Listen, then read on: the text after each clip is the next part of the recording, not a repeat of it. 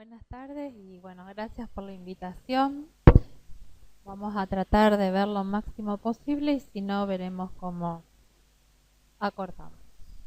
Por definición, la anemia es la reducción de la masa eritrocitaria habitual determinada por el estudio de volemia, que es un estudio no costoso pero bastante engorroso. Por lo cual, en la definición práctica se habla de una reducción de una o más mediciones de glóbulos rojos, hemoglobina, hematocrito o recuento de glóbulos rojos. La hemoglobina mide la concentración del mayor transportador de oxígeno en la sangre. El hematocrito es el porcentaje de una muestra de sangre ocupada por glóbulos rojos y los glóbulos rojos el número de glóbulos rojos en un volumen específico de sangre. Por una cuestión de exactitud y reproducibilidad se elige la hemoglobina y es con la que nos manejamos en la práctica clínica. Ustedes como clínicos tienen que saber que la anemia no es un diagnóstico en sí, sino que es un conjunto de síntomas y signos y que siempre debemos pensar en otra enfermedad o en una enfermedad asociada subyacente. Es como la punta de un iceberg. Los límites normales de las mediciones, tenemos hematocrito, varía un poquito según mujeres u hombres. En las mujeres el hematocrito va de 36 a 48, en los hombres de 40 a 52. La hemoglobina 12 a 16 en las mujeres, 13 a 17 un poquito más en los hombres. Los eritrocitos lo mismo, 4 millones a 5 millones y medio en las mujeres, 4 millones y medio a 6 millones en los hombres. Y los volúmenes, el volumen corpuscular medio, esto habitualmente lo informan la mayoría de los hemogramas, de 89 más menos 9, la hemoglobina corpuscular media, 30 más menos 3, y la concentración de hemoglobina corpuscular media, que esto hace referencia a la hemoglobina en un glóbulo rojo, 34 más menos 2,5.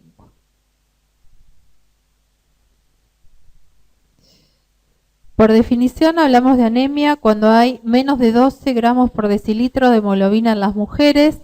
Algunos permiten como límite inferior hasta 11,5, menos de 13 gramos por decilitro en los hombres y menos de 11 gramos decilitro en las embarazadas, y esto puede variar según la etapa del embarazo. Como ya dijimos, los métodos por los cuales se obtienen hemoglobina son los mejores para comparar. Por otro lado, en los equipos actuales, la medición o el informe de la hemoglobina es una medición directa. Hay algunos parámetros como el hematocrito, por ejemplo, que es un cálculo en base al anterior.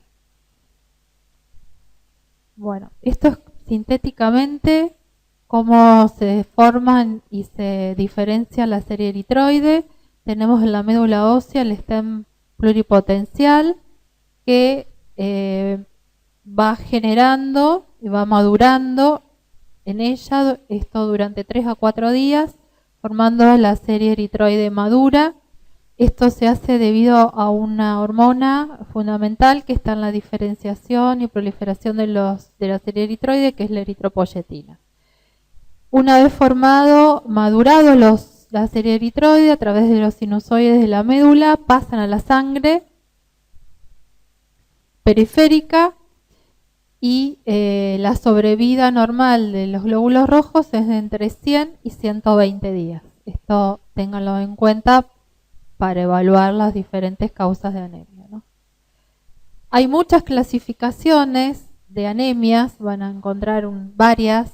A mí me pareció como la más práctica dividirlas en déficit de producción de glóbulos rojos, que puede ser por déficit de hierro, folato y vitamina B12, los trastornos propios de la médula ósea, como las anemias aplásicas, la aplasia pura de serie roja, los síndromes mielodisplásicos o las infiltraciones neoplásicas, asociado a drogas que pueden afectar la hematopoiesis, quimioterapia o radioterapia, alteraciones en la eritropoyetina y en otras hormonas, hipogonadismo, hipotiroidismo.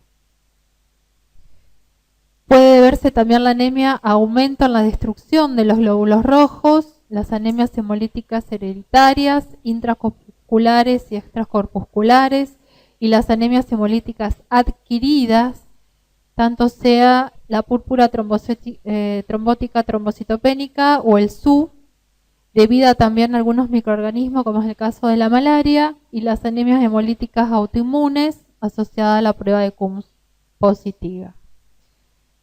También puede estar debido a pérdida de sangre, que puede ser evidente muchas veces, un trauma, melena, hematemesis, menometrorragia, puede estar oculta y requerir de procedimientos diagnósticos específicos, o inducida debido a múltiples extracciones de sangre, a hemodiálisis, que puede quedar en los filtros del procedimiento, o a donaciones.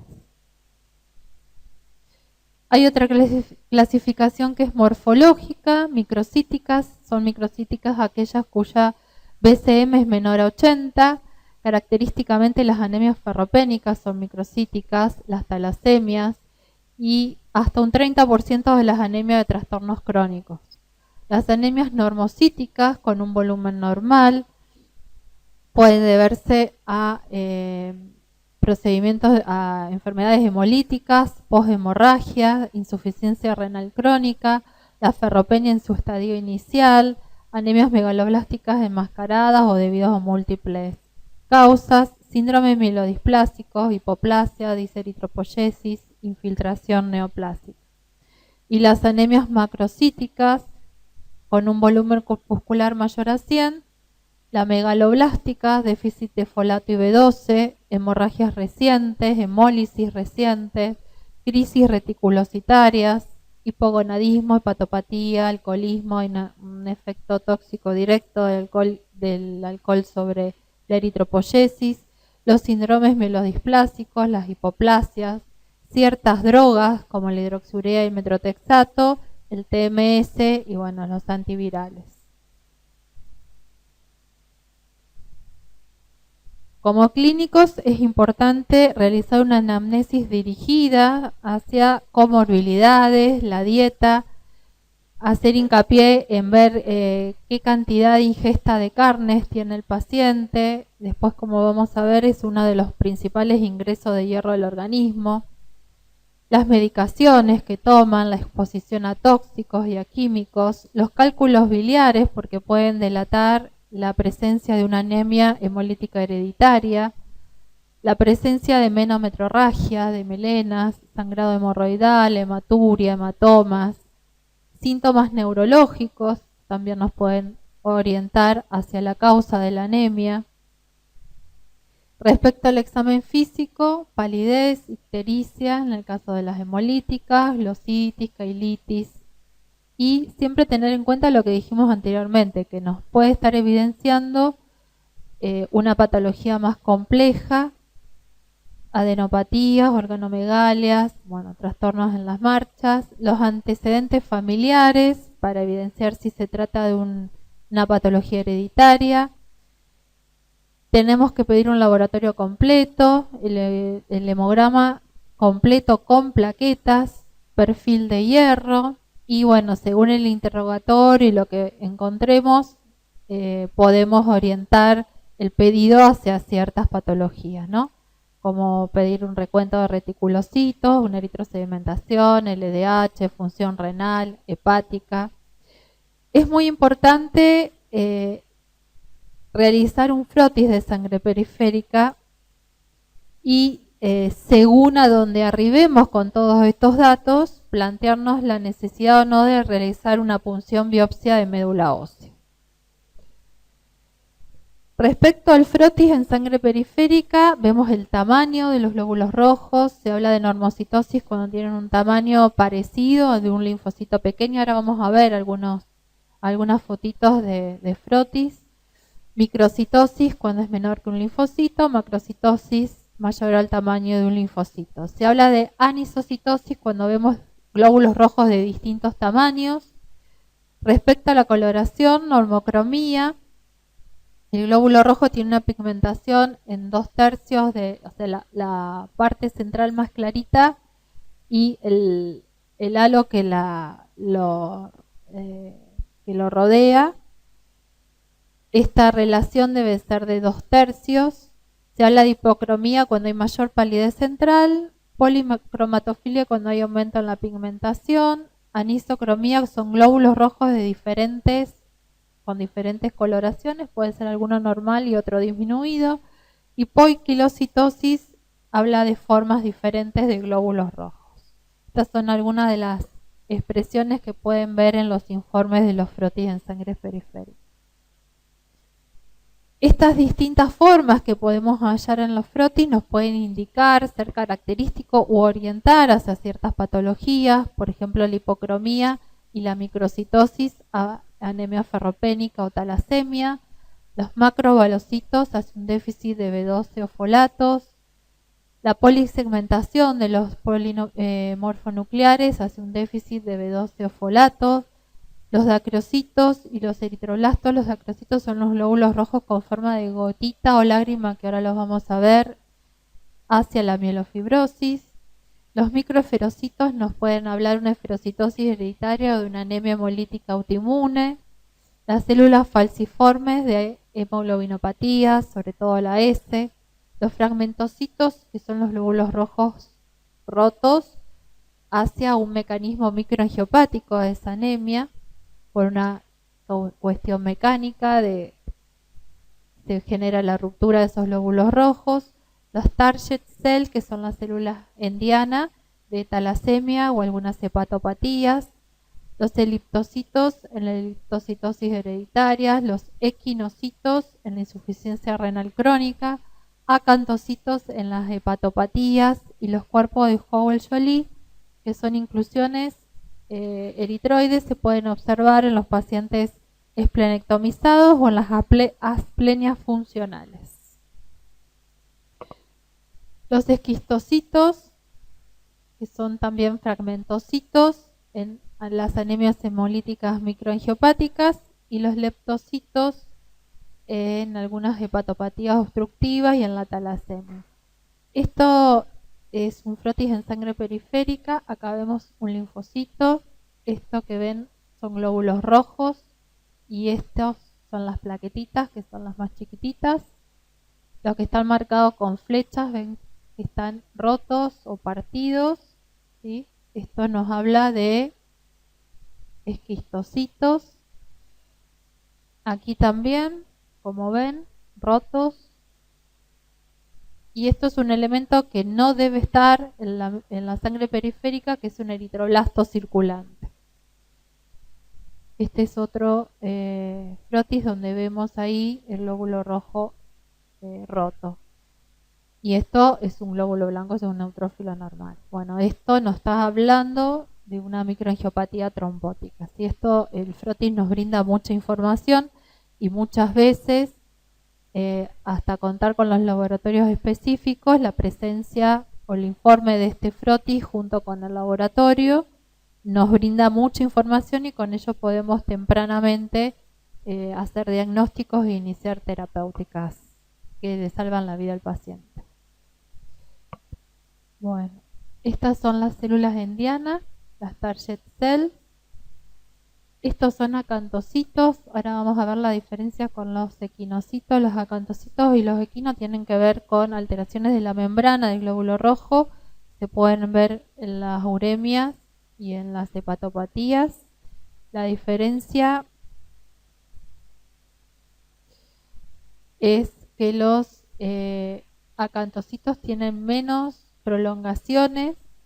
Acá se ve más claramente. Esto es un acanto y esto es un equino. El equinocito es más homogéneo, las prolongaciones son más pequeñas. En el acanto son menos prolongaciones, es más irregular.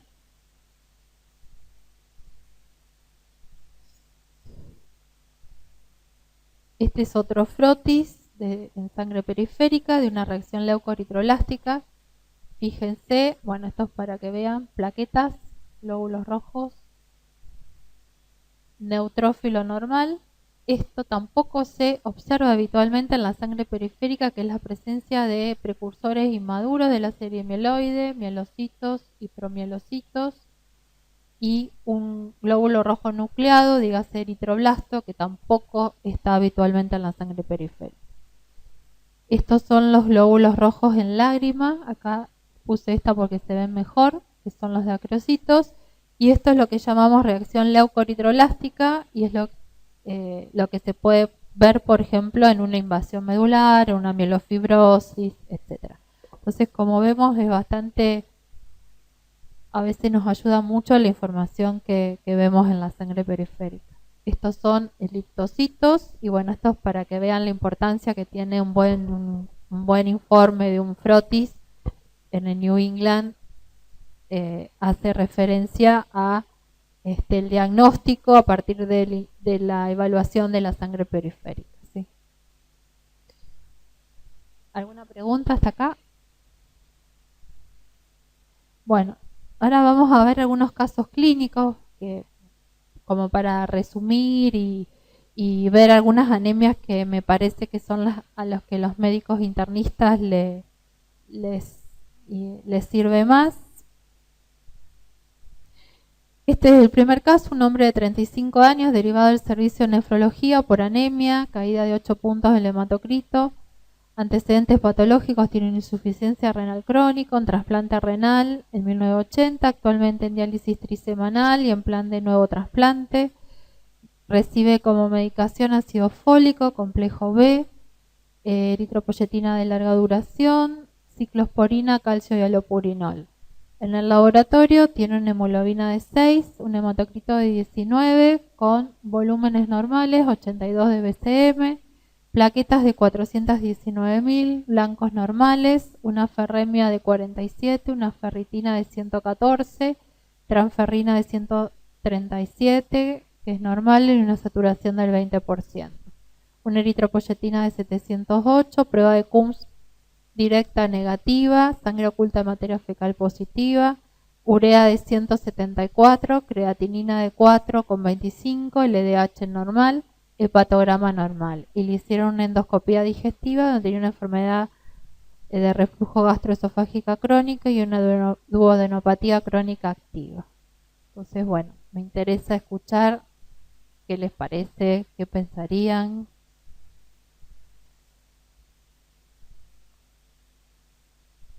¿Ustedes creen, digamos, puede pasar que la anemia no sea de una sola causa? Muchas veces nos encontramos con esto, que es un caso complejo donde probablemente la anemia sea multifactorial.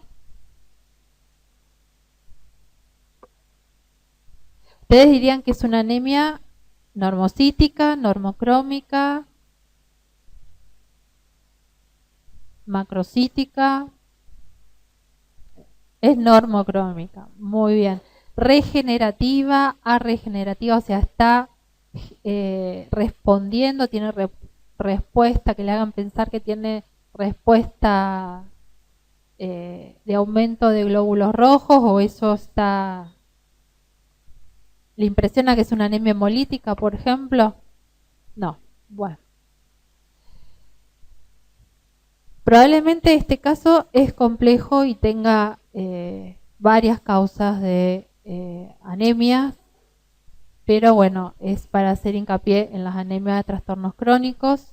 Es una de las anemias más frecuentes en los pacientes hospitalizados y la segunda luego de la ferropénica en la población general.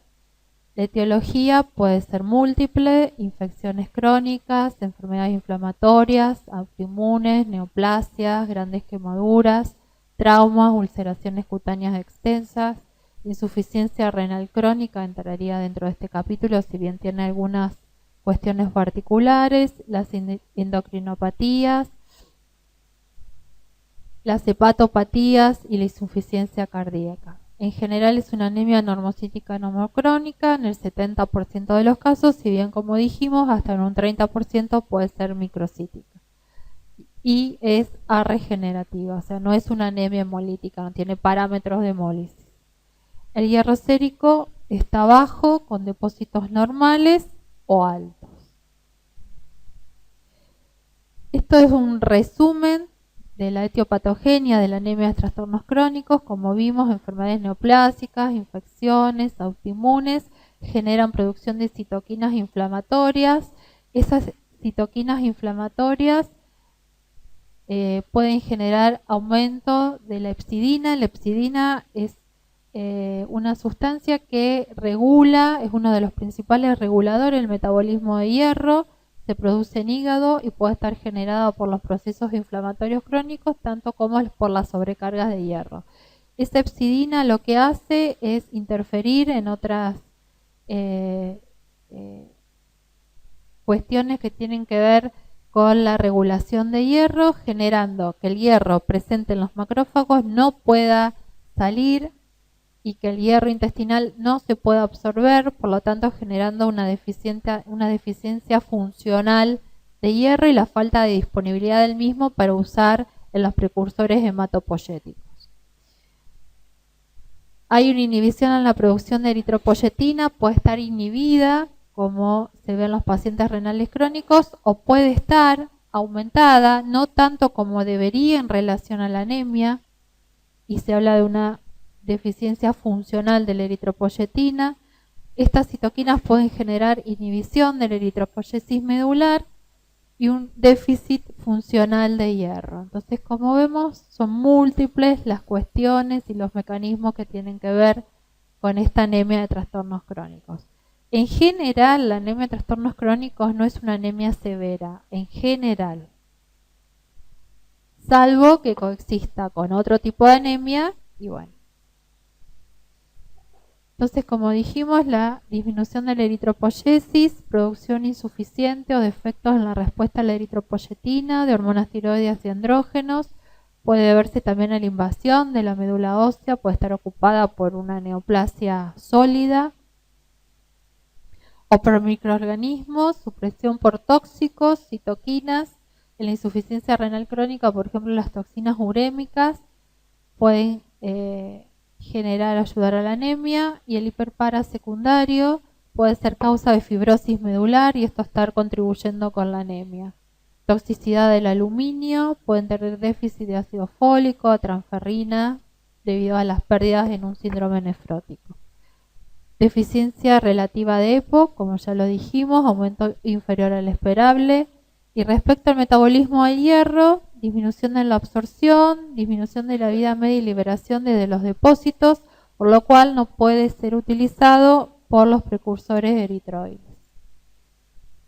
Se describe también que puede estar algo disminuida la vida media de los glóbulos rojos, una sobrevida entre 60 a 90 días, puede haber aumento de fagocitosis vía macrófagos, hipertermia, también generarse por esto hemolicinas tumorales o toxinas bacterianas hemolíticas, y recuerden que la fiebre puede dar una lesión mecánica de los glóbulos rojos y la puede, dentro de lo que digamos del cuadro clínico del paciente, tener esplenomegalia y eso ser también a contribuir con la anemia. Y en los pacientes renales crónicos, la gastropatía urémica, la trombocitopatía urémica, generando una disfunción plaquetaria que pueden ayudar al sangrado, predisponer al sangrado, y bueno, y lo que queda descartado en los filtros de diálisis también contribuir a la anemia. Respecto a este tipo de anemia, podemos evidenciar el estado inflamatorio a través de la proteína C reactiva, de una eritrosedimentación aumentada. La respuesta de reticulocitos, como vimos, es una anemia regenerativa, así que no están aumentados. Y los niveles de eritropoyetina, como dijimos, pueden estar bajos en la insuficiencia renal crónica o estar aumentados, pero no tanto como lo esperable por el nivel de anemia. Y estos son predictores de la respuesta a la eritropoyetina. Y el déficit de hierro absoluto o funcional. En la sangre periférica, como vemos, es una anemia normocítica normocrónica con reticulocitos normales. Podemos observar equinocitos en la insuficiencia renal crónica y los esquistocitos en el SU y en la hipertensión maligna, que también es causa de microangiopatía. Acantocitos en la insuficiencia hepática. Los niveles de EPO inapropiados para el nivel de anemia. Y bueno, hay que evaluar cuáles son los parámetros de ferropenia según las distintas situaciones, que no son las del paciente con anemia ferropénica pura. En el renal crónico se habla de ferropenia cuando tiene una saturación de transferrina menor a 20 y una ferritina menor a 100, en los pacientes que no están en hemodiálisis. En los que están en hemodiálisis se habla de ferropenia cuando tiene una ferritina menor a 200. En los pacientes con cirrosis tienen una saturación de transferrina menor a 16 y una ferritina menor a 50. En las autoinmunes una ferritina menor a 60 pero mayor a 20. Y en los oncológicos tener un déficit absoluto de ferritina o un déficit funcional y tener ferritinas altas y bueno, ser ferropénico. Y la médula ósea, generalmente, digamos, no es que uno haga un estudio de médula ósea para evidenciar una ferropenia, pero bueno, en el caso de realizarla por algún otro motivo, se ven depósitos de hierro normales con maduración normoblástica. Y como dijimos, la fibrosis en el hiperpara secundario. Este cuadrito es interesante porque hace referencia al diagnóstico diferencial entre las anemias trastornos crónicos y las anemias ferropénicas. Como parámetro que nos debemos fijar, la transferrina está reducida a normal en los trastornos crónicos y está incrementada en las anemias ferropénicas, y la ferritina es normal o está incrementada en las anemias trastornos crónicos y está francamente disminuida en las anemias ferropénicas. Hay un estudio que no lo hacen en muchos lugares, pero bueno, en el caso de quedar duda y que uno necesitara definir el diagnóstico, se llama receptor soluble de transferrina, que habla de la avidez del eritroblasto por el hierro. Es normal en las anemias trastornos crónicos y está incrementada, obviamente, ante la deficiencia de hierro en las anemias ferropénicas. Y no nos olvidemos de pedir reactantes de fase aguda, como dijimos, PCR y eritro, que nos ayudan también a poner en evidencia una anemia de trastornos crónicos. Con respecto al tratamiento, si uno puede, corregir la causa subyacente, corregir los déficits de B2 y folato que pueden acompañarlo, usar tratamiento hormonal con andrógenos, eritropoyetina, fundamentalmente en los pacientes renales crónicos, y el aporte de hierro. La respuesta al hierro oral es inferior a la esperada en una ferropenia, y tengan en cuenta que los pacientes que están recibiendo eritropoyetina necesitan aporte de hierro, suplemento con hierro. Y los que están en diálisis lo hacen habitualmente en forma endovenosa. El objetivo de la hemoglobina es lograr un valor entre 11 y 12. Bueno, ¿alguna pregunta, alguna duda?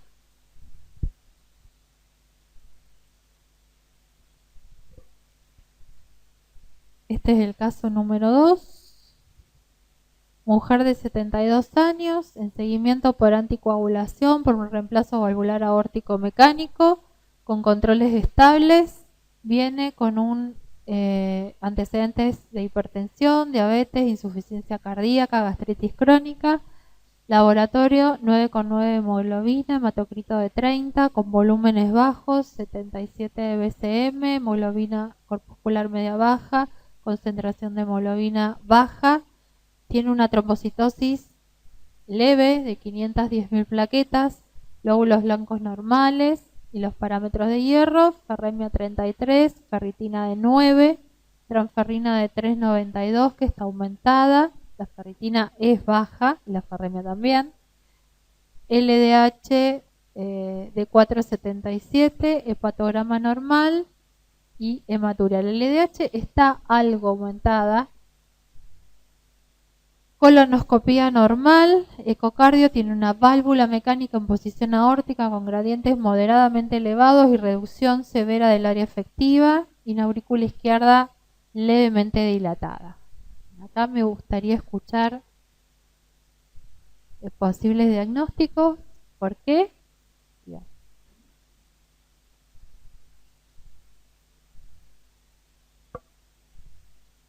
parámetros de hierro bajos, trombocitosis leve, volúmenes disminuidos, una anemia ferropénica, tal cual.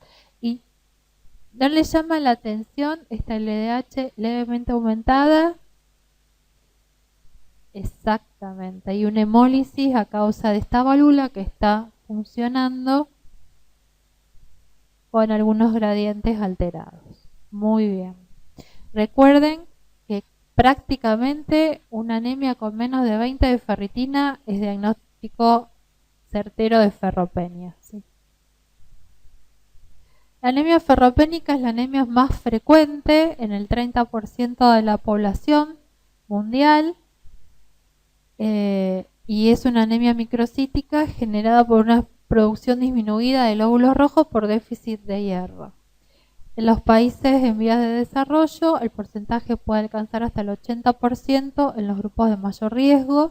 La población de riesgo es los que tienen crecimiento corporal rápido, los niños entre 6 meses a 4 años y la adolescencia, el embarazo, la lactancia, la hipermenorrea y la dieta con baja disponibilidad de hierro.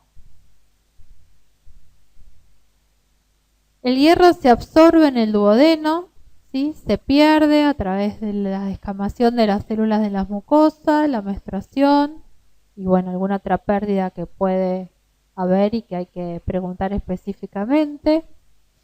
Y las reservas de hierro, en la mayor cantidad de hierro, se halla en la masa eritrocitaria circulante. Respecto a las causas, los sangrados, que pueden ser evidentes, traumáticos, investigar bien, sobre todo a las mujeres en periodo menstrual y puntualizar en los días de duración y en la cantidad, cada cuánto se cambia, si tiene coágulos o no, porque muchas veces dicen sí, es normal, y uno cuando investiga puntualmente, la mujer sobre todo joven, está acá la causa, oculto, tracto gastrointestinal, úlceras, neoplasias. Si no queda clara la causa de la ferropenia, uno debe mandar al paciente a investigar el tubo digestivo, sobre todo en hombres y por encima de los 40 años, y en la mujer, si no es muy evidente la causa, también. Los pacientes que tienen repetidas donaciones de sangre, los postoperatorios. Investigar, como vimos, se absorbe en duodeno, bueno, hay que investigar el tubo digestivo.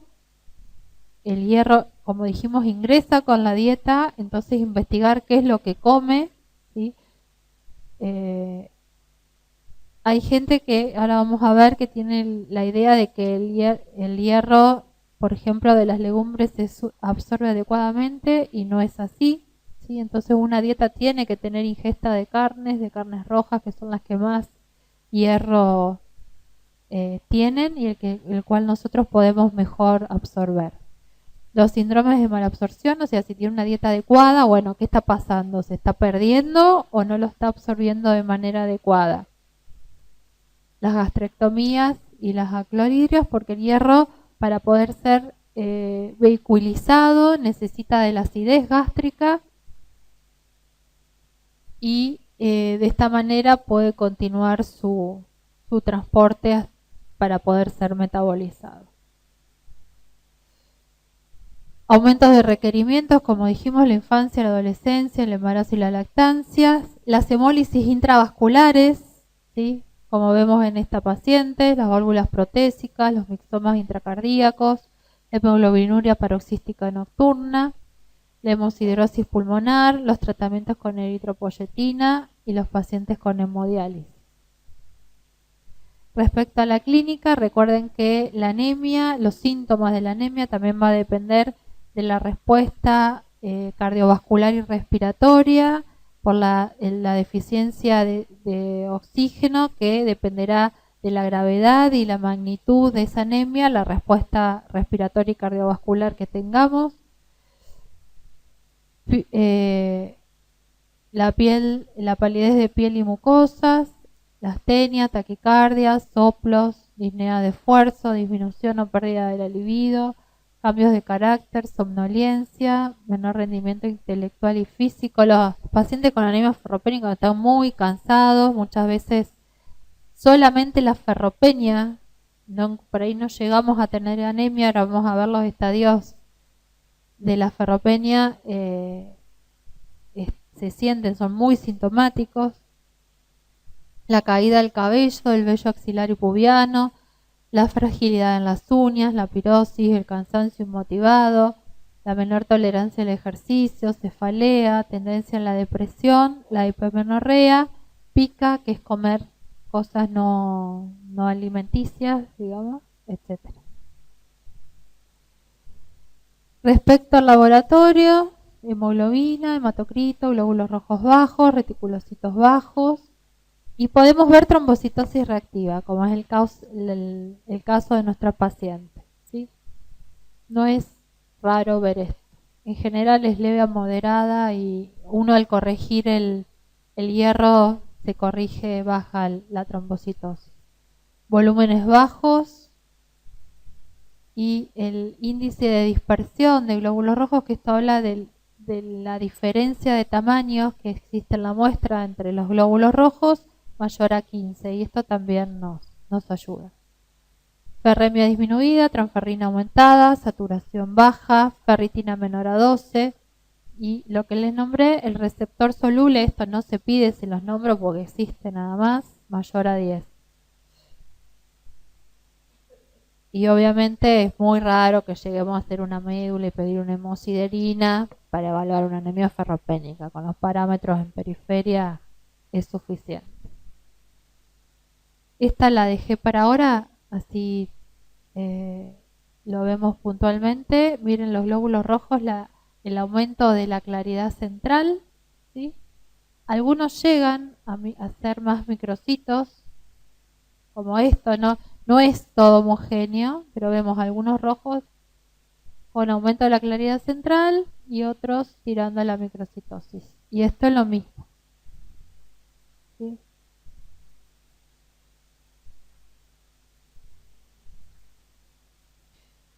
Respecto al estadio de déficit de hierro, tenemos el estadio de depresión, que es cuando los depósitos están disminuidos, dígase una ferritina baja. El estadio de déficit, que es cuando los depósitos están disminuidos y la ferremia está disminuida, pero hasta ahora no evidenciamos anemia. Y el estadio de anemia, que es depósitos bajos, ferremia baja y hemoglobina baja. Respecto al tratamiento de estas anemias, en general tratamos todo lo posible por hacerlo vía oral, con sales ferrosas, sulfato, fumarato, succinato. La dosis debe ser de 150 a 200 miligramos de hierro elemental por día, dosis fraccionadas, en lo posible lejos de las comidas para facilitar su absorción y de los antiácidos. Si bien muchas de las formulaciones actuales digamos, permiten por ahí, para mejorar la tolerancia, administrarla con algunos de los alimentos, pero bueno, esto es lo clásicamente descrito. Una vez corregida la anemia, acuérdense que hay que continuar con el tratamiento para reponer los depósitos. Nosotros habitualmente el objetivo es lograr una ferritina de 50. La respuesta reticulocitaria, a diferencia de otras anemias, es tardía, es hacia la semana, y lo esperable es un aumento de hemoglobina de 2 gramos por decilitros a las 3 semanas de iniciado el tratamiento. El hierro oral tiene algunos efectos adversos, constipación, algunos de edad diarrea, pirosis, dispepsias, náuseas y vómitos. Yo en general prefiero por ahí que lo tome con algún alimento, si bien va a reducir un poco la absorción, pero tratar de que lo pueda recibir vía oral y evitar esto que es bastante molesto y que los pacientes por ahí no cumplen el tratamiento por eso. La falta de respuesta, tenemos que plantearnos si el diagnóstico es correcto, si existe otra anemia concomitante, si no hay adhesión al tratamiento, si no hay un síndrome de malabsorción, si no hay un sangrado permanente y que lo esté tomando junto con antiácidos. La otra cosa por la cual no podemos ver una respuesta adecuada es porque la dosis no es adecuada. Muchas veces vienen al consultorio y están tomando un comprimido de hierro por día, o a veces hay una presentación que viene de 40 y de 80 y toman 40, un comprimido por día, y eso es insuficiente. Entonces siempre chequear la dosis que está tomando el paciente. Esto es lo que les comentaba anteriormente. El hierro hemínico se absorbe entre el 20 y el 30% y están las carnes rojas, riñón, hígado y morcilla. Yo le diría que con que consuman carnes rojas, magras, 3 a 4 veces por semana, por lo menos, uno debería tener un aporte suficiente. El hierro inorgánico se absorbe menos del 5% y es el que está en la yema del huevo, los cereales, los lácteos fortificados y las legumbres. Y favorecen la absorción, la vitamina C, por eso muchas veces van a ver que le decimos tómelo con un juguito de naranjas, acidez gástrica y el estómago vacío, disminuyen la absorción, los alimentos en general, los cereales, las fibras, el té y el café, ¿sí? Los antiácidos y algunos antibióticos. El hierro por vía parenteral tiene indicaciones precisas, que son la intolerancia bioral, úlcera gastroduodenal, o sea que tengo una lesión en el tubo digestivo, y la hemorragia digestiva alta. O si nos queremos asegurar que nuestro paciente, porque estamos detectando que hay una falta de adherencia, cumpla con el tratamiento. Preparados para vía, tenemos para vía endovenosa y para vía intramuscular. El más conocido, el Jectafer, es hierro dextrano y bueno, aquí está disponible para uso intramuscular. El hierro sacarato, que lo usamos bastante, es el Venofer, es un hierro bastante estable. Y recientemente el hierro carboximaltosa, que es el Ferinject por vía endovenosa, es muy estable, se puede administrar una dosis bastante alta y en poco periodo de tiempo. Y el Ferranin intramuscular, que es la otra preparación que tenemos para vía intramuscular, que es hierro polimaltosato. El Venofer, cada ampolla contiene 100 miligramos de hierro sacarosa. Hay una formulita para calcular la reposición que tenemos que hacer en base al peso del paciente y a la diferencia entre la hemoglobina normal y la hemoglobina que tiene nuestro paciente. Por ejemplo, para un paciente de 70 kilos con una hemoglobina de 8, nos da una diferencia de 7. Entonces, el peso, que es 70, por un factor de corrección que es 2.4 por 7, nos da 1200 miligramos de hierro y hace un plus más para asegurarnos el depósito. Aproximadamente la cantidad a administrar son 1700 miligramos de hierro. El Venofer se puede administrar a una dosis máxima diaria en adultos de 2 ampollas, o sea de 200 miligramos. Más de eso no. Y habitualmente lo que hacemos es una prueba con 0,5 mililitros y premedicado y vemos si no presentó ninguna reacción a esa infusión, se le hace la dosis diaria correspondiente. El Ferinject, 1 mililitro de solución tiene 50 miligramos de hierro en forma de carboximaltosa de hierro. Se puede dar en inyección rápida intravenosa en pacientes en diálisis y en este caso una dosis máxima de 200 miligramos de hierro al día, no más de 3 veces por semana. Pero se puede usar en perfusión intravenosa mediante venoclisis hasta una dosis máxima de 1000 miligramos de hierro, pero sin superar la dosis calculada por kilo, que es de 15 miligramos de hierro por kilo de peso, o la dosis, digamos, que se calculó en base a la fórmula anterior. No se puede administrar más de estos 1000 miligramos de hierro en forma semanal y la preparación se diluye cloruro de sodio al 0,9%, 500 a 1000 miligramos de este hierro, se diluye en 250 mililitros y se puede pasar en 15 minutos. Bastante práctico, pero bueno, hay que usarlo con cuidado también. ¿Alguna pregunta?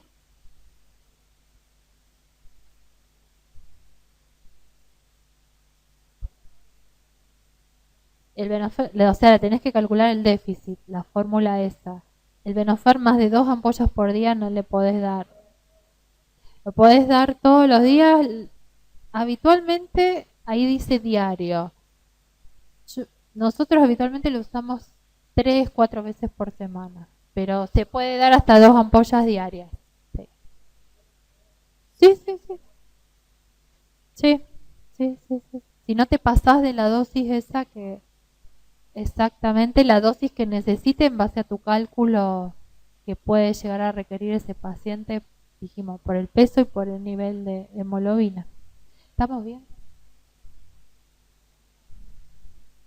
¿Alguna pregunta más? Pero bueno, esta es como la anemia más clínica, ¿no? Donde ustedes tienen que investigar, interrogar, sobre todo, les recalco, buscar, salvo que sea una mujer que les refiera a sus menometrorragias, buscar puntualmente el tubo digestivo, investigar el tubo digestivo.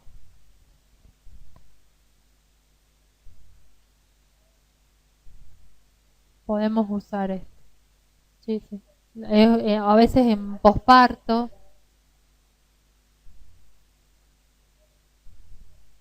Lo que pasa es que si sangró, como vimos, la mayor cantidad de hierro está en la masa globular. Se perdió hierro.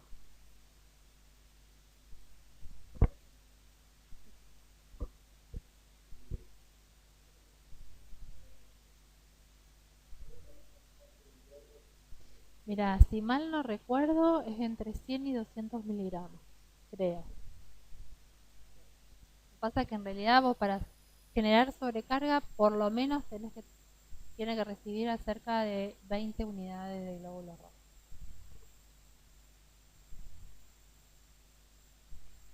Bueno. El caso 3 es un hombre de 63 años que consulta con pancitopenia, astenia de 1 mes y medio de evolución. Este señor recibió 4 unidades de glóbulos rojos previo a la consulta. Ay, equivoqué de examen físico, ictericia cutáneo mucosa, laboratorio, 3, casi 4 de hemoglobina, 11 hematocritos, volúmenes de 106, glóbulos blancos disminuidos de 2100, plaquetas disminuidas 69.000, LDH de 7.000, bili total aumentada, a predominio indirecto, prueba de CUMS negativa. Escucho oferta.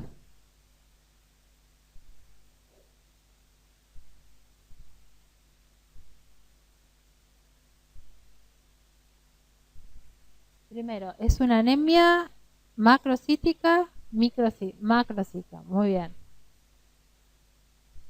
Está muy bien plantear la hemólisis, de hecho por eso aclara que la CUMS es negativa. Esto que es bastante parecido a una hemólisis, salvo que no debería por qué tener los glóbulos blancos y las plaquetas disminuidas. Me podrían decir, bueno, puede ser un síndrome de Evans, anemia hemolítica púrpura inmune. Sí, la CUMS es negativa, generalmente no más del 2% de las anemias hemolíticas autoinmunes son CUMS negativas, o sea que te diría que prácticamente la CUMS nos descarta que sea una anemia hemolítica autoinmune. La LDH tan aumentada. Esto es una anemia megaloblástica, ¿sí? Son anemias macrocíticas con anormalidades madurativas de las 3 progenies medulares debido a un trastorno en la síntesis del ADN. Esto define lo que es una anemia megaloblástica. No es lo mismo una anemia macrocítica, donde podemos ver grande glóbulo rojo debido a diferentes causas que ahora vamos a ver, a una anemia megaloblástica. La anemia megaloblástica es debida a la alteración de la síntesis del ADN. Las poblaciones de riesgo son los niños, los ancianos, las mujeres embarazadas, los etilistas, el consumo de drogas, pacientes con enfermedades crónicas, pacientes con enfermedades hemolíticas crónicas. O sea que una hemólisis crónica también puede generar un déficit de fólico B12 secundario al uso que requiere la médula en ese intento de compensación. La etiología puede ser debida al déficit de folato o de cobalamina, el motivo de consulta, anemia y macrocitosis, o tener clínica, glositis, trastornos gastrointestinales, palpitaciones, síntomas neurológicos y psiquiátricos. Bueno, esta es la vía de ingreso de la cobalamina, que es el tubo digestivo. En el estómago se une el factor intrínseco y circula hasta el ilion terminal, donde ingresa la célula intestinal. Es aquí donde se libera del factor intrínseco. Una vez en este lugar se une la transcobalamina 2, que es el transportador de la cobalamina, para ejercer o formar parte de distintas coenzimas que tienen que ver con la síntesis del ADN.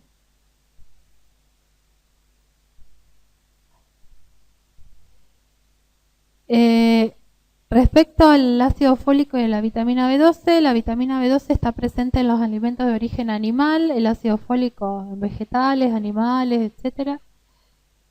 Es importante que la B12 resiste al hervor, no así el ácido fólico, que se destruye. Los requerimientos de cada uno, la reserva, que la de la B12 es de 2 a 4 años, el ácido fólico es meses solamente, y el sitio de absorción ilioterminal, como vimos para la B12, y el yeyuno para el ácido fólico.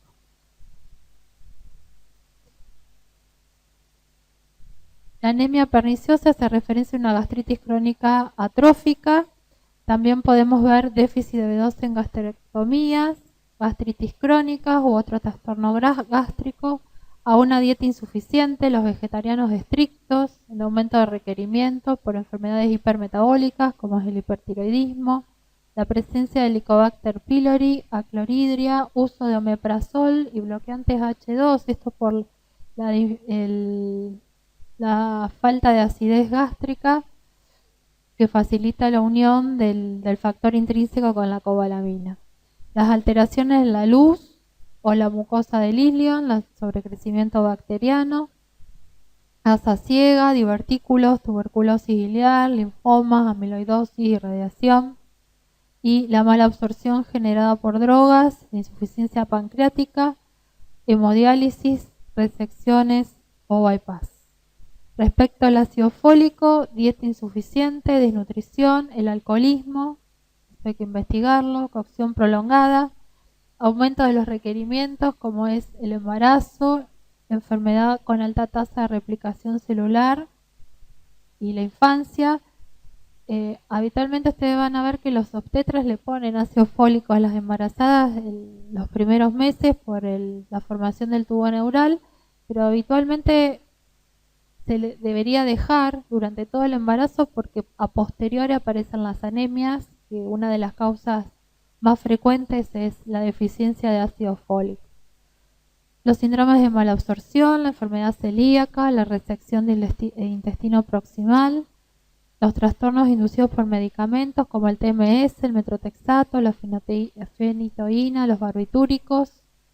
Se describe una deficiencia aguda de folatos en los pacientes en unidades de cuidados intensivos y defectos congénitos del metabolismo. Respecto a la clínica, la instalación es lenta, por eso van a ver que el paciente llega con 4 hemoglobina, a diferencia de las anemias ferropénicas, son más oligosintomáticas, por eso llegan más tardíamente. Piel amarilla, limón debido a la ictericia, como dijo el doctor, por hemólisis intramedular, la glositis atrófica. Todos los tejidos de alta reproducción celular están afectados, sobre todo los epitelios.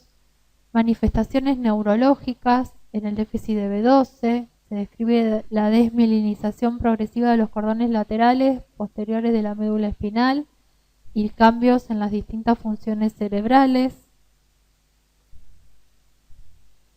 Se pueden describir parestesias, deambulación inestable, pérdida de la fuerza muscular, espasticidad, disminución de la sensibilidad. Y bueno, lo que les decía anteriormente, hacer el diagnóstico diferencial con pseudomacrocitosis, como se ve en la hiperglucemia grave, en el exceso de ETA en la muestra, en las hiperleucocitosis, muestras envejecidas, y las macrocitosis sin megaloblastosis, como se ve en el alcoholismo, en los síndromes mielodisplásicos, en el aumento de los reticulocitos, en las hepatopatías crónicas, hipotiroidismo, en las aplasias medulares, en el embarazo. Las pruebas que nos ayudan es en la sangre periférica, ¿sí? Donde se ve el punteado basófilo como índice de que la médula está mandando lo que puede y manda glóbulos rojos medios inmaduros. Eritroblastos circulantes por la misma razón. Polisegmentación de los neutrófilos. Se dice que hay polisegmentación cuando más del 5% de los neutrófilos tienen más de 5 lobulaciones o un 1% que tenga más de 6 lobulaciones. Como vimos en este caso, leucopenia y trombocitopenia ocasional. LDH aumentada, bilirrubina indirecta aumentada, puede haber hasta observarse un descenso leve de la aptolobina, homocisteína aumentada, bueno, los trastornos del metabolismo. Esta es la fotito de la hipersegmentación del neutrófilo. Habitualmente tiene entre 3 y 4 segmentaciones. Esto, aparte de estar macrocítico, nos ayuda bastante a orientar el diagnóstico. Y fíjese el tamaño de estos glóbulos rojos, ¿sí?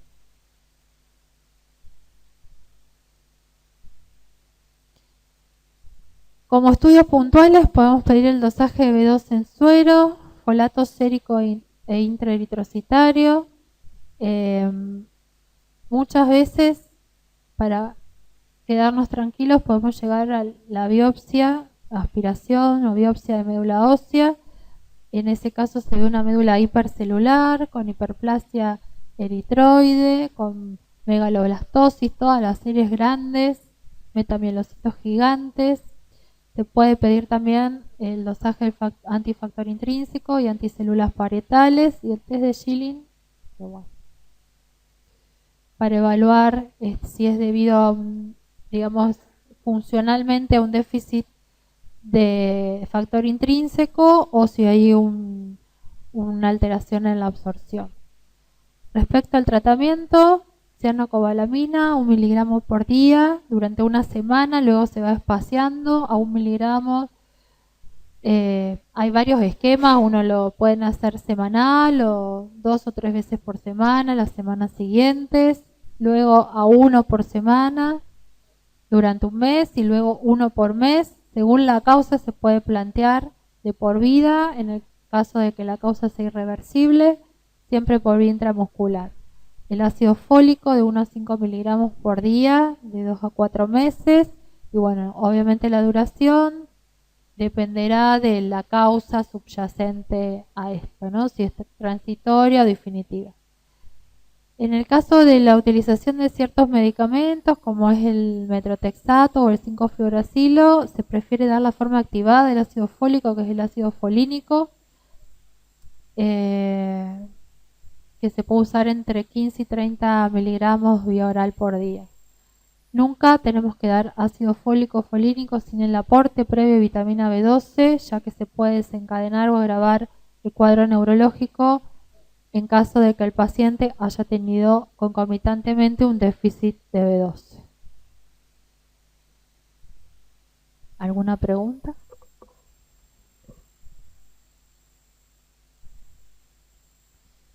Y bueno, esto es un cuadro a medio de para resumir todo lo que estuvimos charlando.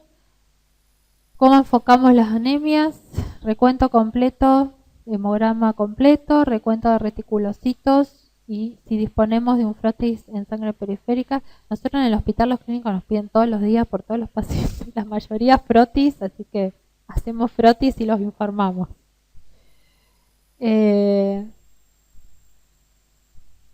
Como dijimos, la clasificación principal, si es una anemia arregenerativa o si es una anemia regenerativa. recuerden cuando pidan el recuento de reticulocitos, si no lo vieron con el especialista, de pedir la corrección de ese recuento de reticulocitos, porque hay una corrección para hacer según el nivel de anemia. Muchas veces, si ustedes no lo corrigen, le van a informar 5 o 6% y al aplicar la fórmula de corrección van a ver que es normal. Así que ese detalle ténganlo en cuenta.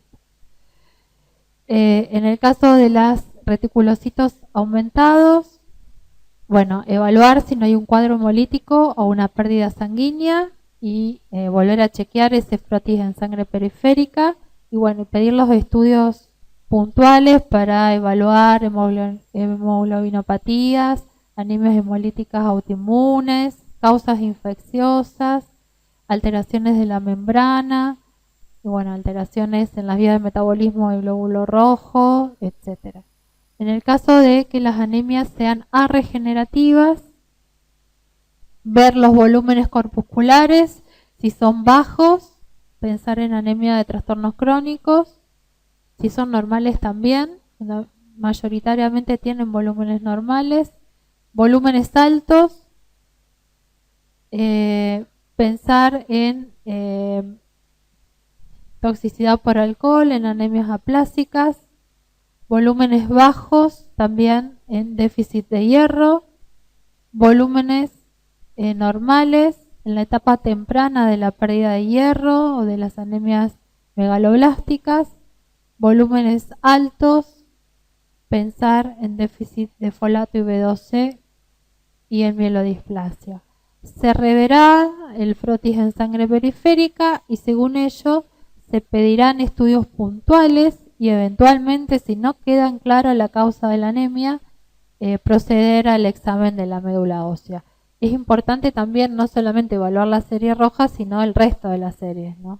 Si estamos hablando de una anemia sola, si es una pancitopenia, si es una biscitopenia, porque eso también nos va a ayudar a ver, digamos, la urgencia y el algoritmo diagnóstico que uno tenga que seguir.